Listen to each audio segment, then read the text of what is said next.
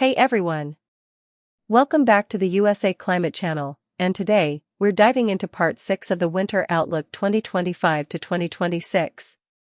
We've seen some changes in the forecast since Part 5, and this one gives us a clearer picture of what type of winter each region of the US could face, from temperature swings and snow chances to how many snow days you might see. Let's start with temperatures. The core of the cold this winter looks centered over the northern plains and upper Midwest, where conditions are expected to be well below average. That includes areas like the Dakotas, Minnesota, and parts of Montana. Farther south into the central US and Great Lakes, it's still below average, but not as extreme. That cooler air could stretch into Ohio, Indiana, and parts of Pennsylvania, meaning a more typical to slightly colder winter there. Meanwhile, the West Coast and Southwest will likely stay above to slightly above normal. That warmth extends into Texas and much of the Southeast, where a well above average winter is favored. So overall, a strong north to south contrast. Now for the overall pattern.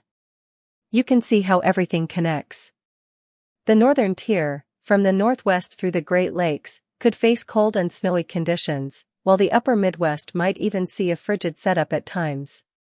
Down south, it's a totally different story. Warm and dry dominates much of the Southwest, Southern Plains, and Gulf Coast. Next, precipitation.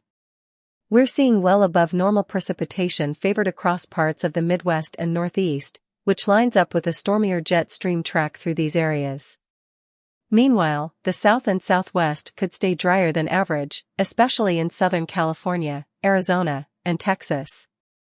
If this holds true, it could mean a more active northern storm track, leading to repeated snow chances for the Midwest and Great Lakes. When we overlay snowfall, the pattern makes a lot of sense. The highest snow anomalies, labeled well above, stretch from the upper Midwest into the Great Lakes and Northeast, right along that active storm path.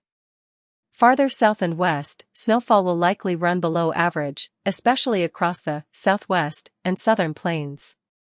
Ohio, Indiana, and Michigan fall in the slightly to well above zone, suggesting more snow events compared to recent mild winters. And finally, here's one of my favorite visuals, the school closure map. This shows how many days schools could potentially close because of snow or ice this winter. Across the Great Lakes, upper Midwest, and Northeast, there could be 2 to 3 closure days, especially during the coldest stretches of January and February.